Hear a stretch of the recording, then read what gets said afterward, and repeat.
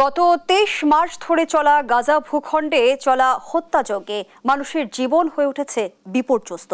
দেখা দিয়েছে দুর্ভিক্ষ। তবুও বিশ্ব সম্প্রদায়ের সরাসরি খাদ্য তৎপরতা পাঠানোর আমরা তেমন কোনো তৎপরতা দেখা যাচ্ছে না। আর বিশ্ব সম্প্রদায়ের ঘুম ভাঙাতেই এবার নিজেদের নিরাপত্তা ঝুঁকি নিয়ে মাঠে নেমেছে গ্লোবাল সমুদ ফ্লোটিলা। গত 31 আগস্ট স্পেন থেকে যাত্রা শুরু করে নৌবহরটি। সকল বাধা ভয় উপেক্ষা করে এই মানবিক অভিযান কি সফল হবে? এই প্রেক্ষাপটে মোটামুটি আমাদের আজকের আলোচনা। দর্শক, আমি ফারনাজ জুই, সবাইকে আমন্ত্রণ জানিয়ে শুরু করছি দেশ টেলিভিশনের নিয়মিত আয়োজন দেশ সাম্প্রতিক। নিবেদন করছে Arail angle channel and square বার। আজকের আলোচনায় স্টুডিওতে আছেন অধ্যাপক ডক্টর এম শাহিদুজ্জামান, সাবেক অধ্যাপক, ঢাকা বিশ্ববিদ্যালয় ও আন্তর্জাতিক সম্পর্ক বিশ্লেষক। স্বাগত জানাচ্ছি আপনাকে। যেমনটি বলছিলাম যে গাজার উদ্দেশ্যে যাত্রা করা মানবিক অভিযান গ্লোবাল সুমুদ ফ্লোটিলা কি সফল হবে? দেখেন, এটা অভূতপূর্ব একটা প্রয়াস এবং এত কালারফুল এবং এত বলা যায় যে অনেক আনন্দ ঘন একটা পরিবেশে এটা সৃষ্টি হয়েছে। এবং মূল কারণটা হচ্ছে যে আজকে একটা ভিন্ন বাস্তবতা বিরাজ করছে। প্যালেস্টাইনকে ইউরোপের কিছু ইম্পর্টেন্ট দেশ স্বীকৃতি দিয়েছে, তার মধ্যে ইংল্যান্ড উল্লেখযোগ্য, এবং এই অস্ট্রেলিয়া, কানাডা এরা স্বীকৃতি দিয়েছে। এইরকম একটা পরিস্থিতিতে ইসরায়েল কোনোভাবে ভ্রুক্ষেপও করেনি এবং এর গুরুত্বটা বুঝতে পেরেছে কি না এখনো বুঝতে পারছি না, কিন্তু তারা আপাত দৃষ্টিতে গাজাকে আইসোলেট করে রেখেছে। আর আপনি যেটা বললেন, সত্যি সেখানে যে সংকট, এটা আরও মর্মান্তিক রূপ নিতে পারে। সুতরাং সেদিক থেকে চিন্তা করতে গেলে এই ফ্লোটিলা আইডিয়াটা ইট ওয়াজ এ আই ওয়েকেনিং এফার্ট, মানে বলতে গেলে বিশ্ব বিবেককে আবার নাড়া দেয়া এবং মার্কিন যুক্তরাষ্ট্রের কাছেও একটা মেসেজ পাঠিয়ে দেয়া যে কত মানে কয়েক শত শত মনে হয় ছোট ছোট নৌকা, মাঝারি আকারের তরী সব একসাথে বিভিন্ন দেশ থেকে খাদ্য সামগ্রী, ওষুধপত্র নিয়ে রওনা হয়েছে এবং ভূমধ্য সাগরে স্পেন উপকূল পার হয়ে আসার পথে দেখা গিয়েছে যে তারা কোনো বাধা মানবে না। কিন্তু এইখানে যেটা বেশ তাৎপর্যপূর্ণ তা হচ্ছে টার্কির অভিনব অবস্থান। টার্কি আমরা সবাই জানি যে নেটোর মিত্র দেশ এবং অনেকাংশেই টার্কিকে রেস্ট্রেইনড হয়ে চলতে হয়।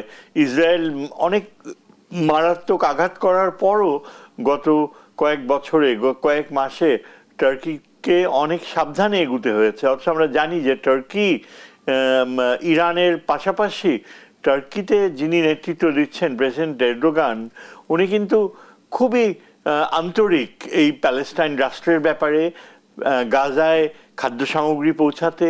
এবং এইবার আমরা দেখতে পেয়েছি যে টার্কি সরাসরি ইসরায়েলের উপর চ্যালেঞ্জ থ্রো করে দিয়েছে। এইবার টার্কি বলেছে যে কোনোভাবেই যদি ইসরায়েল বাধা দেয় কিংবা বল প্রয়োগ করে, টার্কি পাল্টা জবাব দেবে। শুধু তাই নয়, টার্কির পাশাপাশি পাকিস্তানও এগিয়ে এসছে।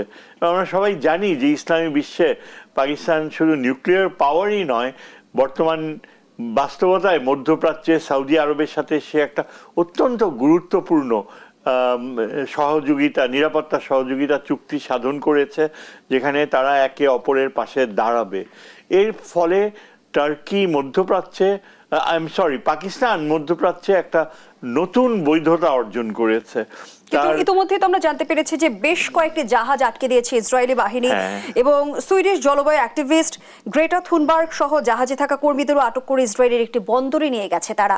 সেই সঙ্গে গাজার উদ্দেশ্যে যাত্রা করা নৌবহর গ্লোবাল সুমুদ ফ্লোটিলাকে মানবিক অভিযান নয় বরং একে উস্কানিমূলক হিসেবে অভিহিত করেছে ইসরায়েল। ইসরায়েলের এই আচরণ অত্যন্ত আপত্তিজনক, কেননা ইসরায়েল এদিক থেকে তার উস্কানিমূলক আচরণ করার পেছনে তার যে কোনো সহযোগিতা নেই গাজার জনগণকে বাঁচানোর বা সহযোগিতা করার, সেটা ইসরায়েল জেনে শুনে সেটাকে প্রত্যাখ্যান করছে সেই বাস্তবতাকে। এবং এই যে জাহাজগুলোকে ধরে নিয়ে গেছে, এখানে কিন্তু উস্কানির মাত্রা বৃদ্ধি পাচ্ছে এবং এই ধরনের যে মৃদু হুমকির সিচুয়েশন থেকেই কিন্তু একটা সংকট এবং সংঘাতের সৃষ্টি হয়।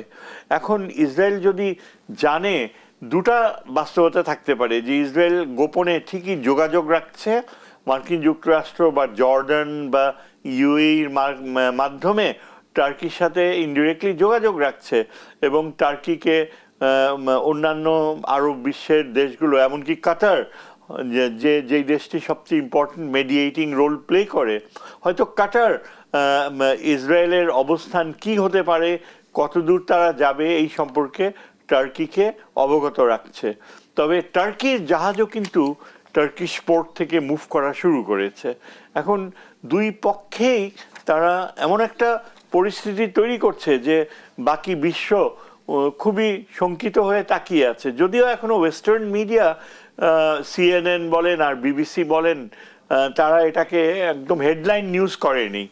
তারা ওয়েস্টার্ন মিডিয়া এখনো অপেক্ষা করছে যে আসলেই কি টার্কি কোনোভাবে ইসরায়েলের উপর কোনো রকমের সামরিক পদক্ষেপ নেয় কিনা, কিংবা এই যে ইসরায়েল যেসব জাহাজগুলোকে আটকে রেখেছে সেখানে কি টার্কিশ নেভি সরাসরি ঢুকে পড়বে ইসরায়েলি টেরিটোরিয়াল ওয়াটার্সে এবং ইসরায়েলকে বাধ্য করবে যে তুমি এই জাহাজগুলো এখনই ছেড়ে দাও, না হলে যা আমাদের জাহাজ থেকে তোমাদের জাহাজের উপর গুলি বর্ষণ করা হবে।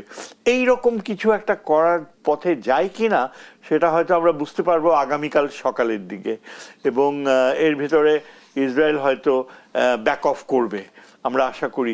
এটা অনেকটা নির্ভর করছে আমেরিকান প্রেসিডেন্টের বা মার্কিন যুক্তরাষ্ট্রের স্টেট ডিপার্টমেন্টের ইঙ্গিতের উপরে। আমার মনে হয় একটা পর্যায়ে আসবে যখন মার্কিন স্টেট ডিপার্টমেন্ট ইসরায়েলকে ওয়ার্নিং দিবে যে you have to back off এবং আর বাড়াবাড়ি করো না। আমার ধারণা যে এই জাহাজগুলো ফ্লোটিলা ঠিকই শেষ পর্যন্ত হয়তো গাজায় যে নোঙ্গর করবে এবং হয়তো পুরো বিষয়টা একটা উস্কানিমূলক পরিস্থিতির একটা পিকে যে তারপর আরো স্তিমিত হয়ে যাবে। এটা আর কি আশাব্যঞ্জক চিত্র। আর ওয়ার্স্ট কেস যদি আমরা চিন্তা করি তাহলে যেটা আমি একটু আগে বললাম যে টার্কি ইসরায়েল প্রত্যাখ্যান করবে, আরও বেশি জাহাজ ধরে নিয়ে যাবে এবং টার্কির যে যুদ্ধ জাহাজ এসে ইসরায়েলের দিকে এই গোলা বর্ষণ করবে। ইতিমধ্যে কিন্তু ইসরায়েল একটি ভিডিও বার্তার মধ্য দিয়ে জানিয়েছে যে এটি মূলত একটি সক্রিয় যুদ্ধক্ষেত্র সৃষ্টির কারণ। হ্যাঁ, সেটাই। তবে আমার মনে হয় না যে শেষ পর্যন্ত ইসরায়েল সেই রকমের একটা পরিস্থিতিতে যাবে। এখনো ইসরায়েল মধ্যপ্রাচ্যের ইরানের সাথে যে যুদ্ধ হয়েছে সেখানে সেই আঘাত এখনো সে পুরাপুরি রিকভার করতে পারেনি এবং ইসরায়েলের পক্ষে টার্কির মতো দেশের সাথে কনফ্রন্টেশনে যাওয়াটা অত্যন্ত ঝুঁকিপূর্ণ। কারণ টার্কি আমার ধারণা এখন মধ্যপ্রাচ্যের সবচেয়ে শক্তিশালী দেশ, তার হাতে সর্বাত্মক উন্নত মানের ওয়েপন্স রয়েছে। এমনকি পাকিস্তানের সাথে যে যোগাযোগ রয়েছে টার্কির, এতে অবাক হওয়ার কিছু থাকবে না যদি পাকিস্তানের মাধ্যমে ইসরায়েলকে ওয়ার্নিং দেওয়া হয় যে আণবিক অস্ত্র আমাদের হাতে আছে এবং তুমি যদি সীমা ছাড়িয়ে যাও তাহলে আমরা আমাদের আণবিক ক্ষেপণাস্ত্র ক্যারি করব, জাহাজে ক্যারি করে নিব। তাহলেই কিন্তু বোঝা যাবে ইসরায়েলের নার্ভ। আসলে আমার কাছে এটা মনে হয় for Israel it's a war of nerves. মানে সে দেখাতে চাচ্ছে যে সে এই ইরানের সাথে যুদ্ধের পর সে অ্যাজ ইফ ইসরায়েলের ডিটারমিনেশন কোনোভাবেই ক্ষুণ্ণ হয়নি। একটা পক্ষ খুব স্ট্রংলি মনে করে যে ইরানে যে নিউক্লিয়ার ইনস্টলেশনসে ইসরায়েল আঘাত করেছে, একটা অত্যন্ত শক্তিশালী পক্ষ মনে করে যে এটা খুব একটা ইরানের কোনো ক্ষতিই করতে পারে নাই এবং ইরানের নিউক্লিয়ার প্রোগ্রাম সজীব রয়েছে এবং আগামীতে ইরান আরও অনেক শক্তিশালী হয়ে যাবে। এই যে ইন্টারপ্রিটেশনটাকে এটাকে কাউন্টার করার জন্যই ইসরায়েল এখন বাধ্য হয়ে দেখাতে চাইবে একটা মানে লস অফ ফেস যেন না হয় সেটাই। ধন্যবাদ জানাচ্ছি অধ্যাপক ডক্টর এম শাহিদুজ্জামান। দর্শক জানিয়ে রাখতে চাই আরো একজন অতিথি আমাদের সঙ্গে ভার্চুয়ালি যুক্ত আছেন, অবসরপ্রাপ্ত ব্রিগেডিয়ার জেনারেল শামীম কামাল, ভূ রাজনীতি এবং নিরাপত্তা বিশ্লেষক। স্বাগত জানাচ্ছি আপনাকেও। আমরা আপনার কাছেও প্রশ্ন নিয়ে ফিরবো অধ্যাপক ডক্টর এম শাহিদুজ্জামান। যেমনটি আসলে বলছিলাম যে এবার আসলে গ্লোবাল ফ্লোটিলা কেন এত আলোচনায় এলো? এর আগেও তো আমরা দেখেছি এমন অভিযান।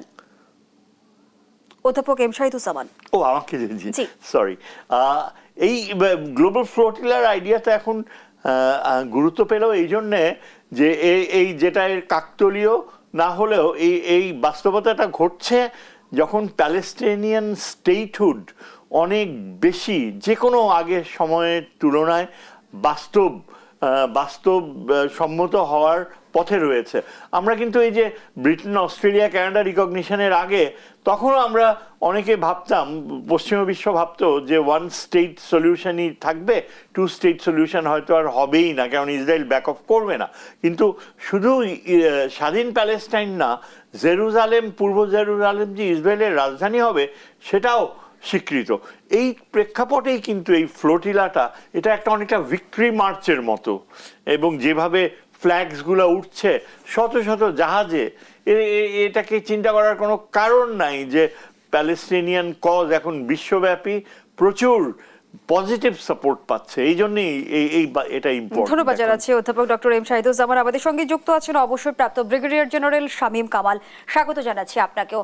আপনার কাছে জানতে চাই, ইসরায়েলি অবরোধ ভাঙার অর্থ কি, এবং এবার আসলে গ্লোবাল সুমুদ ফ্লোটিলা নিয়ে এত আলোচনা কেন হচ্ছে?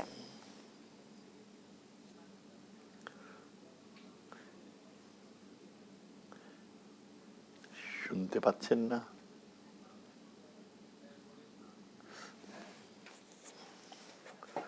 শামীম কামাল, আপনি কি আমার কথা শুনতে পাচ্ছেন?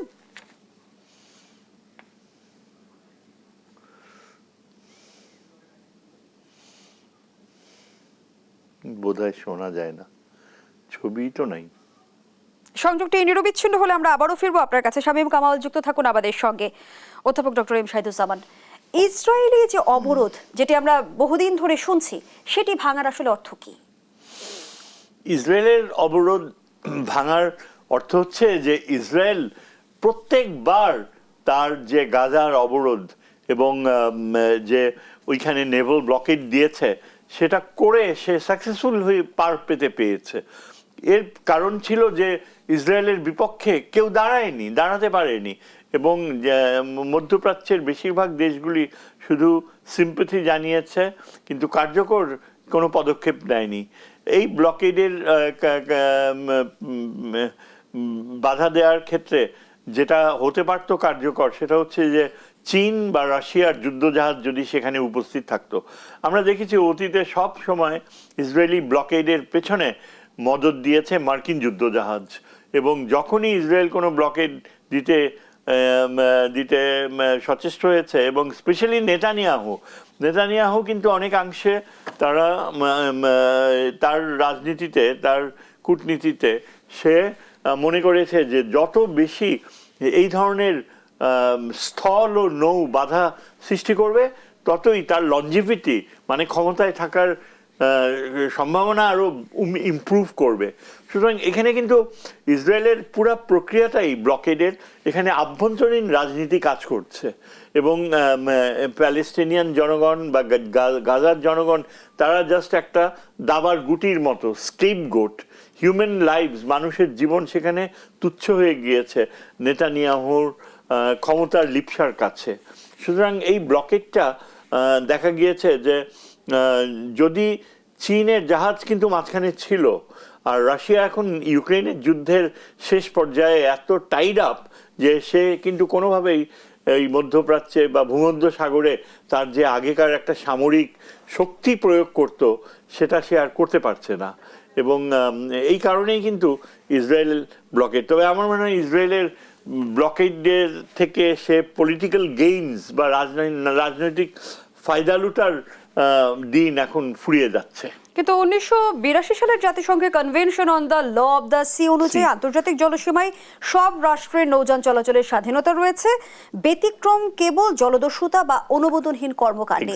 কিন্তু আমরা তো 2010 সালের পরিস্থিতি যদি তুলে ধরি, আমরা তখনকার সময় দেখেছিলাম যে গাজার অবরোধ ভাঙতে একাধিক ফ্রিডম ফ্লোটিলা পাঠানো হয়েছে, যেগুলোর সবই আন্তর্জাতিক জলসীমায় ইসরায়েলি বাধার শিকার হয়েছে। এই বিষয়টি নিয়ে আলোচনা করতে চাই বিরতির পর। দর্শক, দেশ সাম্প্রতিকের এই পর্যায়ে বিরতি দিচ্ছে, সাথেই থাকুন। আবার আমন্ত্রণ, আপনারা দেখছেন দেশ সাম্প্রতিক, নিবেদন করছে আড়াইল অ্যাঙ্গেল চ্যানেলের স্কোয়ার বার। এ পর্যায়ে আমরা যুক্ত হচ্ছে অবসরপ্রাপ্ত ব্রিগেডিয়ার জেনারেল শামীম কামালের সঙ্গে। শামীম কামাল, নিশ্চয়ই আপনি আমার কথা শুনতে পাচ্ছেন। আপনার কাছেও একই বিষয়ে প্রশ্ন রাখতে চাই। ফ্রিডম ফ্লোটিলা কোয়ালিশনের মতে গ্লোবাল সুমুদ ফ্লোটিলা আন্তর্জাতিক আইন দ্বারা সুরক্ষিত, তারপরও কেন এই অভিযানে আমরা দেখছি যে ইসরায়েল বাধা দিচ্ছে? জি, আপনাকে ধন্যবাদ আজকের সহ আলোচককে। মূলত এটা একটা অভূতপূর্ণ একটা মুভ। আমরা এই পৃথিবীর ইতিহাসে এরকম কোন মানবিক যাত্রা হয়েছে বলে আমার জানা নাই। আচ্ছা, দ্বিতীয়ত হচ্ছে যে ইসরায়েল এই সাম্প্রতিক সময়ে গাজাতে দীর্ঘদিন ধরে যুদ্ধ চালিয়ে যে অমানবিক যে নৃশংসতা চালিয়েছে, এটারও কিন্তু দ্বিতীয় কোনো উদাহরণ পৃথিবীতে এখনো পর্যন্ত তৈরি হয়নি। সো একটার বিপরীতে আরেকটা যখন একটা মানবিক একটা যাত্রা শুরু হয়েছে, সো এখানে কিন্তু আন্তর্জাতিক আইনের কোনো ধরনের তোয়াক্কা করার প্রয়োজন নাই। ইটলস আপনি যেটা উল্লেখ করলেন বা আনক্লজের যে আপনি নিয়ম কানুন বললেন, সবগুলি মেনেই কিন্তু এই যাত্রাটা হয়েছে। এখন প্রসঙ্গটা হচ্ছে যেটা এখন পুরা বিশ্বকে একটা একটা ক্রান্তিকালের মধ্যে পৌঁছে দিয়েছে মধ্যপ্রাচ্যের বিষয়। মধ্যপ্রাচ্যের বিষয়ে আমরা যেটা দেখতে পাচ্ছি যে এতদিন ধরে ইসরায়েল কেন্দ্রিক যে সমস্যাটা ছিল, এটা এখন এতটাই বীভৎস, এতটাই নৃশংস, এতটা অমানবিক পর্যায়ে চলে গেছে যে বিশ্ব বিবেক এরকম একটা সময় নড়ে চড়ে বসবে, এটাই স্বাভাবিক। আপনি লক্ষ্য করেছেন ইভেন ৮০তম যে জাতিসংঘের যে সাধারণ পরিষদের সভা হলো এবং তার পরবর্তীতে ডোনাল্ড ট্রাম্পের যে ২০ দফা, এখানে কিন্তু কোনো মধ্যপ্রাচ্য গাজার যুদ্ধ থামার কোনো আলামত আমরা দেখতে পাচ্ছি না, বা এখানে স্থায়ী সমাধানের কোনো লক্ষণ দেখছি না। সেই ৪৮ সাল থেকে অদ্যাবধি যদি আপনি চিন্তা করেন, একটা জাতিকে নিশ্চিন্ন করার জন্য যত ধরনের অমানবিক দৃঢ় সামরিক পদক্ষেপ নেওয়া দরকার, সেটাই কিন্তু নেতানিয়াহু নিয়েছে। এর প্রতিবাদ করতে গিয়ে আজকে বিশ্ব জেগে উঠেছে। সুতরাং এই জন্য এই ফ্লোটিটা সমুদ মুভ করেছে এবং এটা অত্যন্ত সফলভাবে গাজায় মানে মানে তারা পৌঁছতে সক্ষম হয়েছে। আমরা দেখতে পাচ্ছি উল্লসিত প্যালেস্টাইনের গাজার অসংখ্য মানুষ সে তীরে তাদের খাবার ঔষধ সংগ্রহ করছে এবং তাদেরকে অভিনন্দন জানাচ্ছে। এবং আমি এখানে বলে রাখি যে আমরা যতই করি না কেন, বাংলাদেশ থেকে চিত্রশিল্পী শহীদুল আলম যোগদান করেছেন। তিনি যে কাজটা করেছেন এটা কোনো বাংলাদেশী এর অদ্যাবধি করতে পেরেছেন বলে আমি মনে করি না, এবং এটা অবশ্যই সে একটা বড় ধরনের বাংলাদেশের পক্ষ থেকে সে একটা বড় ধরনের স্বীকৃতি এবং সম্মান পাওয়ার দাবি রাখে। জনাব শামীম কামাল, অধ্যাপক ডক্টর এম শাহিদুজ্জামান, যে প্রশ্নটি রেখে আগের অংশে বিরতিতে গিয়েছিলাম, বলছিলাম যে ১৯৮২ সালের জাতিসংঘের convention on the law of the sea অনুযায়ী আন্তর্জাতিক জলসীমায় সব রাষ্ট্রের নৌযান চলাচলের স্বাধীনতা রয়েছে। কিন্তু আমরা ২০১০ সাল থেকে গাজার অবরোধ ভাঙতে একাধিক ফ্লোটিলা পাঠানো হয়েছে আমরা দেখেছি, এবং সেগুলো প্রত্যেকটিতে আসলে আন্তর্জাতিক জলসীমায় আমরা দেখেছি যে ইসরায়েলি হামলার শিকার হয়েছে। এবং সবচেয়ে ভয়াবহ ঘটনাটি ঘটে ২০১০ সালের ৩১শে মে। ওই দিন আন্তর্জাতিক জলসীমায় মাভি মারমারা জাহাজে হামলা চালিয়ে ইসরায়েলি কমান্ডোরা ১০ কর্মীকে হত্যা করেন। তারপরও বিশ্ব বিবেক কেন নিশ্চুপ? এটা আমাদের মনে রাখতে হবে যে মধ্যপ্রাচ্যের এই ভূমধ্য সাগরে সরাসরি অনেক বছর ধরেই দ্বিতীয় বিশ্বযুদ্ধের পর থেকেই কিন্তু ভূমধ্য সাগরে যে রণকৌশলগত অবস্থান এবং গভীর সমুদ্রে যেখানে খোলা জলরাশি সেখানে মার্কিন যুক্তরাষ্ট্র বারবার আন্তর্জাতিক আইন ভায়োলেট করে এসছে। মার্কিনী যুদ্ধজাহাজরা আন্তর্জাতিক ওয়াটার্সে সেখান থেকে তারা গোলা নিক্ষেপ করেছে এই ফিলিস্তিনিদের দিকে, ইরানের দিকে, সিরিয়ার দিকে, যেগুলো সুস্পষ্ট আন্তর্জাতিক আইনের বরখেলাপ।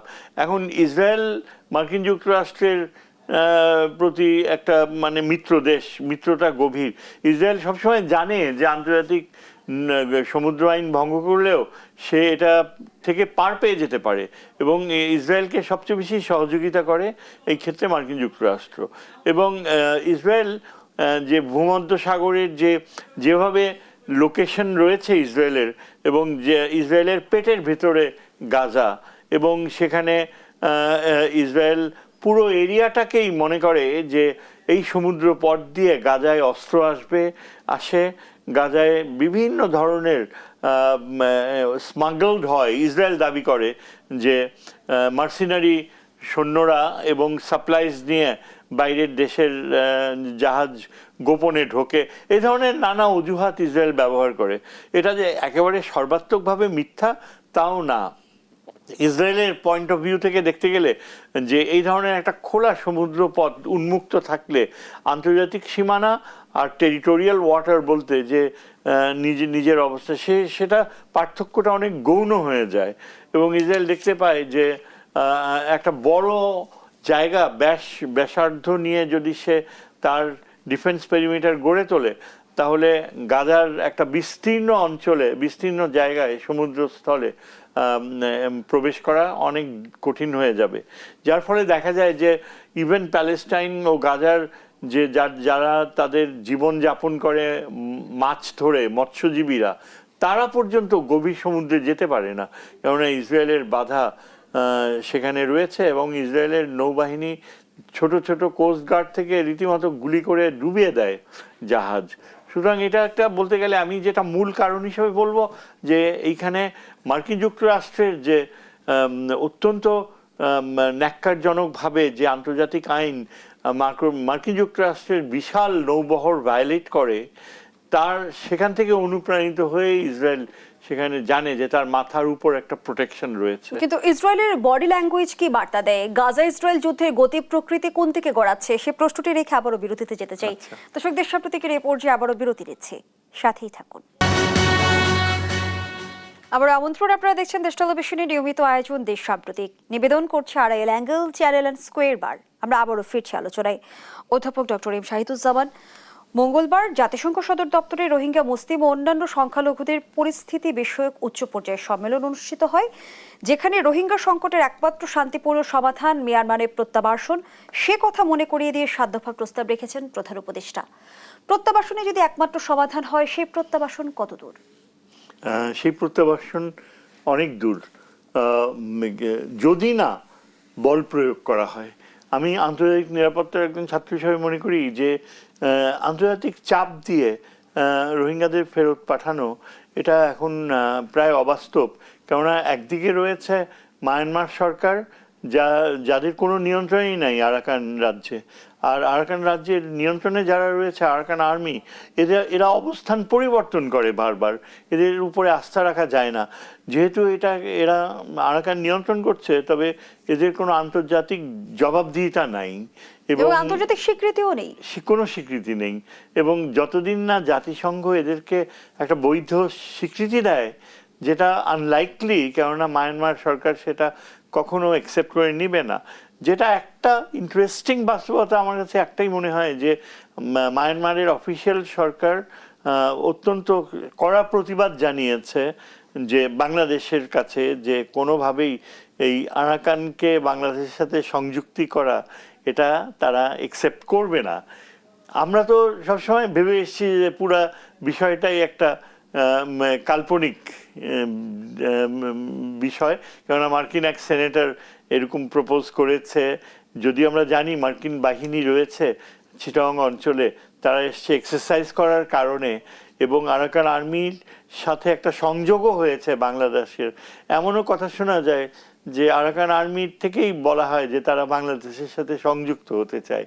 এগুলো কিন্তু আমার কাছে মনে হয় কাইট ফ্লাইং, আমরা যে ইংরেজিতে বলি, কূটনৈতিকভাবে ফানুস উড়ানো।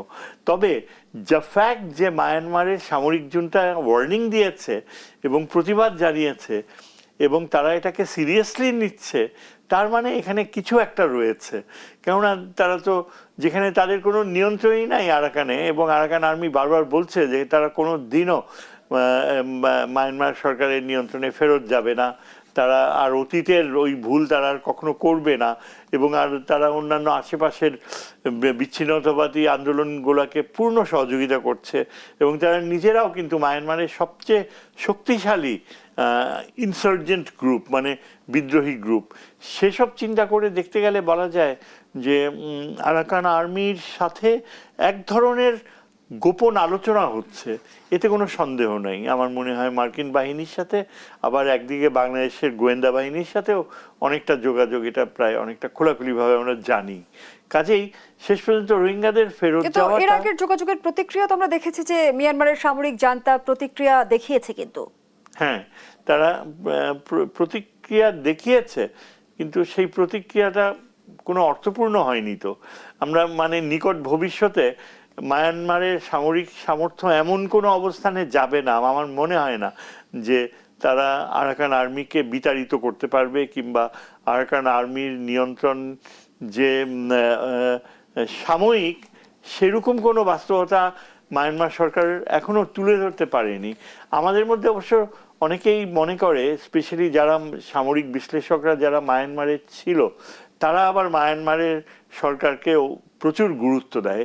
তাদের চিন্তায় মনে হয় যে তারা মনে করে যে মায়ানমারের সরকার এখনো অনেক শক্তিশালী এবং মায়ানমার সরকারই শেষ পর্যন্ত নিয়ন্ত্রণ নেবে। কিন্তু অতীতের যে কোনো সময়ের তুলনায় আরাকানের বাস্তবতা মায়ানমার সরকারের নিয়ন্ত্রণের থেকে অনেক দূরে সরে গিয়েছে। এবং মায়ানমারে আরাকান আর্মি যে ধরনের আন্তর্জাতিক যোগাযোগ স্থাপন করছে ভারতের সাথে, চীনের সাথে, বাংলাদেশের সাথে, তাতে এটা বোঝা যায় যে আরাকানের সমুদ্রকূলের বিশাল সম্পদ, সেখানে আরাকান আর্মির নিয়ন্ত্রণ, স্বাধীন নিয়ন্ত্রণ ধন্যবাদ জানাচ্ছি কখনো অধ্যাপক ছাড়বে না। Doctor M Shahiduzzaman. আবারও যুক্ত হচ্ছে আমরা অবসরপ্রাপ্ত ব্রিগেডিয়ার জেনারেল শামীম কামালের সঙ্গে। শামীম কামাল, যেমনটি আসলে অধ্যাপক ডক্টর এম শাহিদুজ্জামান বলছিল, বাংলাদেশ মিয়ানমার সীমান্ত এখন আরাকান আর্মির দখলে। সেই জায়গা থেকে আমরা দেখছি ভারতের সাথেও বাংলাদেশের সম্পর্কের টানাপোড়েন শুরু হয়েছে। সবকিছু মিলিয়ে ভৌগোলিক রাজনীতিতে বাংলাদেশের জন্য জটিল সমীকরণ তৈরি হয়েছে কিনা? যারা একবার আপনাকে ধন্যবাদ। যদি ভূ রাজনৈতিক দৃষ্টিকোণ থেকে দেখি, আমার মনে হয় এই যে কঠিন সময়টা বাংলাদেশ পার করছে, ইতিপূর্বে স্বাধীনতার পরবর্তী কোনোদিনই এত খারাপ সময় আমাদের যায়নি। আমাদের উভয় প্রতিবেশী রাষ্ট্রের সাথে আমাদের সম্পর্কটা একেবারেই একদম তলানিতে। তারপরে আপনাদের রোহিঙ্গা যে আমাদের এখানে আসছে প্রায় 12-13 লক্ষ, সেটা হচ্ছে আমাদের গোদের উপরে বিস্ফোরা, যেটার কোনো সমাধান আপাতত নেই এবং রোহিঙ্গা প্রত্যাবর্ষণের কোনো সম্ভাবনা নাই বলে আমি মনে করছি। আচ্ছা, এর মধ্যে অধ্যাপক ইউনূসের মতো বিশ্ব একজন প্রভাবক ব্যক্তিত্ব, যিনি হাতে গোনা কয়েকজন বিশ্ব প্রভাবক মানুষের মধ্যে একজন, তার চেষ্টায় ৮০তম ইউএনজিএতে যেটা হলো, এটা কিন্তু একটা ব্যতিক্রমধর্মী ঘটনা। রোহিঙ্গাদেরকে নিয়ে প্রথম একটা আন্তর্জাতিক মানে এত বড় মাপের একটা মিটিং হলো, যেখানে প্রায় 50টি দেশ অংশগ্রহণ করেছিল। যদিও এখানে আমরা সবচেয়ে বড় যেটা অর্জন, সেটা হচ্ছে যে এখানে কিছু আর্থিক সহায়তা যে পাওয়া যাবে তার একটা নিশ্চয়তা পাওয়া গেছে। প্রায় কিছুদিন আগে, এক মাসখানেক আগে, কক্সবাজারের উখিয়াতে এমন একটা আন্তর্জাতিক মানে মিটিং করেছিলেন প্রফেসর ইউনূসের উদ্যোগে, এবং তার আগে অ্যান্টনিও গুতেরেস এসেছিলেন। আপনি জানেন যে পাগলা রাজা ডোনাল্ড ট্রাম্প ক্ষমতায় আসার পরে ইউএস এইড সারা পৃথিবী জোড়া কমিয়ে দিয়েছে।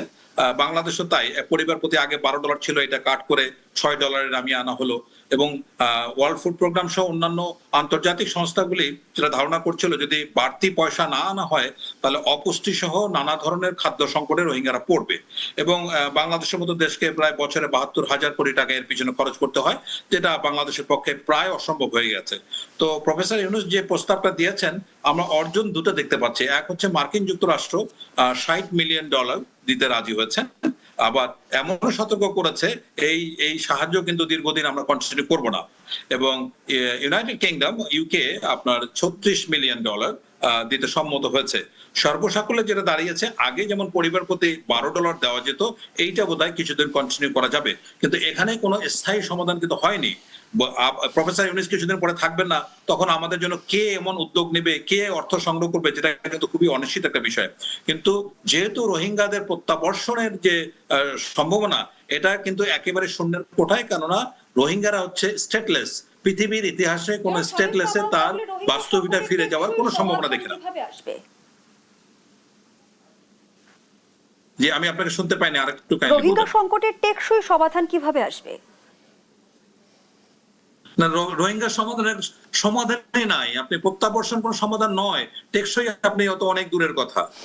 আপনার এমন একটা বিষয়, আমি তো বললাম যে পৃথিবীর ইতিহাসে কোনোদিন কোনো স্টেটলেসের তার বাস্তবিকতায় ফিরে যাওয়ার ইতিহাস নাই, নজির নেই। আপনি সিরিয়ানরা যে টার্কিতে গিয়েছে, এখন আমাদের বাংলাদেশের সামনে দুইটা অদ্ভুত সুযোগ ছিল। একটা হচ্ছে প্রত্যাবর্ষণ যেহেতু সম্ভব না, তাদেরকে পুনর্বাসনের উদ্যোগ নেওয়া ছিল। আজকে বলা এই ৮০তম ইউএনজিআর মিটিং এ বলা হয়েছে রোহিঙ্গার নেতৃত্ব কিছু নয়, ওয়ার্ল্ড ওয়াইড রোহিঙ্গা আজকে বিশাল ডায়াসপোরা ছিল, সেটাকে কাজে লাগাতে পারতো। আজকে আমরা শুধুমাত্র সন্তান উৎপাদন ছাড়া রোহিঙ্গাদের কোনো কাজ নাই। তাহলে এমন ভাবে সরকার এটাকে হ্যান্ডেল করলো যে এদেরকে দিনের পর দিন হাজার হাজার কোটি টাকা এদের পিছনে খরচ করতে হচ্ছে, যেটা বাংলাদেশের পক্ষে সম্ভব না। একইভাবে থাইল্যান্ডে যারা গেছে তাদেরকে কিন্তু কর্ম এবং পুনর্বাসনের চেষ্টা করেছে, বাংলাদেশ সেটা পারেনি। প্রফেসর ইউনূস রাইটলি বলেছেন যে আমাদের অনেক চ্যালেঞ্জ আছে, আমরা পারিনি। কিন্তু এত বড় যে একটা বিস্ফোরা, এটা নিয়ে কোন বিশ্ব নেতৃত্ব দূরের কথা এবং প্রতিবেশী দেশ তো কেউ আমাদের পাশে দাঁড়ায়নি। গত 7-8 বছরে ভারত বলেন, চীন বলেন, কেউই কিন্তু রোহিঙ্গা প্রত্যাবাসন বা বাংলাদেশের পাশে দাঁড়ায় না। নিশ্চয়ই এত বড় সংকট নিয়ে পুনর্বিবেচনা কিংবা পুনর্মূল্যায়নের সুযোগ রয়েছে। অসংখ্য ধন্যবাদ জানাচ্ছি জনাব শামীম কামাল, ধন্যবাদ জানাচ্ছি জনাব এম শাহিদুজ্জামান আপনাকে। দর্শক, শেষ করছি দেশ প্রতীকের আজকের আয়োজন। ধন্যবাদ এতক্ষণ আমাদের সাথে থাকার জন্য।